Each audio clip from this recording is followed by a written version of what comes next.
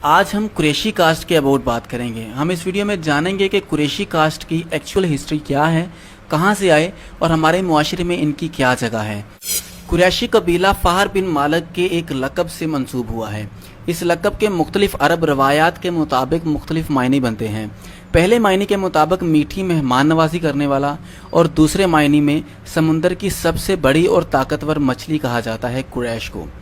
फ़हर बिन मालिक सारा साल मेहनत मजदूरी करके अपनी कमाई हुई रकम से शहद खरीदते थे और जब हज के दिन आते तो वो इस शहद और आब जमजम से हाजियों की मेहमान नवाजी फरमाते थे।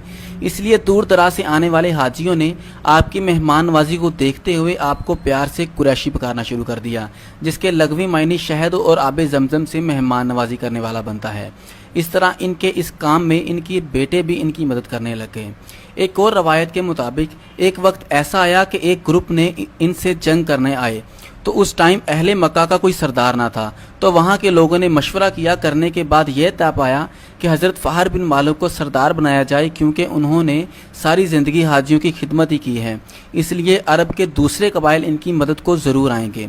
पहले फ़हर बिन मालिक को कुरैशी कहा जाता था और इसके बाद इनको कुरैशी सरदार कहा जाने लगा और इनकी क़ियादत में जंग लड़ी गई और अल्लाह ने इन्हें इज़्ज़त बख्शी और ये जीत कर वापस आए। इस तरह कुरैश को एक बहुत बड़ी और ताकतवर मछली की तशबीह देना शुरू हो गए, जो छोटी मछलियों को खा जाती है।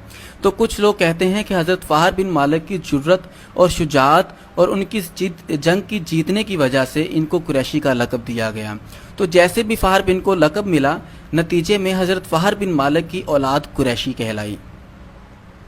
अब बात करते हैं इनके शजरे की। तो हजूर पाक सल्लल्लाहु अलैहि वसल्लम के माँ और बाप दोनों का सिलसिला हज़रत फ़हर बिन मालिक से मिलता है। इस तरह हजूर पाक सल्लल्लाहु अलैहि वसल्लम अपने माँ बाप दोनों की तरफ से ही कुरैशी हैं। इसमें तो कोई शक नहीं है कि नबी अकरम सल्लल्लाहु अलैहि वसल्लम को अल्लाह ताला ने सबसे आला हस्ब नसब वाला बनाया है, लेकिन उनसे पहले भी उनके कबीले मतलब कबीला कुरैश की बहुत इज्जत थी और लोग इनके इस कबीले को बहुत आला और इज़्ज़तदार कबीला कहते थे। आप सल्लल्लाहु अलैहि वसल्लम के आने के बाद तो इस कबीले को और चार चांद लग गए। अब माइंड में सवाल आता है कि क्या कुरैशी और सैयद एक ही नहीं हुए? फिर तो जितने भी सही नसब कुरैशी हैं तो वो जाहिर है कुरैश से हैं और कुरैश मक्का में रहते थे और हजूर पाक सल्लल्लाहु अलैहि वसल्लम भी इसी कबीला से ही हैं। लेकिन जो सैयद होते हैं वो इन्हीं कुरैशियों में से ख़ास हैं। वो ज़हरा पाक हज़रत अली के दो बेटों की आल औलाद हैं। हज़रत इमाम हसन और हज़रत इमाम हुसैन की आल औलाद को सैयद कहते हैं और बाकी जितनी कुरैश कबीला की आल औलाद है वो कुरैशी हैं। मैं ये भी बता दूं कि बाकी कुरैशियों की भी बहुत ज़्यादा इज़्ज़त है इस्लाम में, जिसको लेकर हज़रत अनस रज़ी अल्लाह तआला अन्हु की रिवायत करता एक हदीस सुनाता हूँ।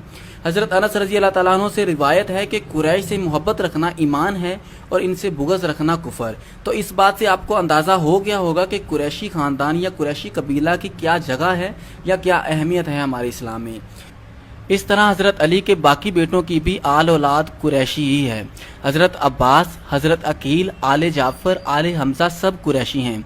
इस तरह ये जितने भी सहाबा कराम या बुज़ुर्ग जो कुरैशी कबीला से ताल्लुक़ रखते थे, इनकी औलाद सैयद तो नहीं है लेकिन कुरैशी ज़रूर हैं। और आज कुरैशी कबीला की सहाबा कराम रज़ी अल्लाह तआला अन्हु की 71 शाखें पाकिस्तान में मौजूद हैं। ये 23 हिजरी को हज़रत उमर फ़ारूक रज़ी अल्लाह तआला अन्हु के दौरे खिलाफत में मुजाहिदीन और तजारत की गर्ज से बर्रसगीर में आना शुरू हो गए थे। इसके बाद 38 हिजरी हज़रत अली रज़ी अल्लाह तआला अन्हु के दौर में कुरैशी मुजाहिदीन और उलमा कराम हिंदुस्तान में आए।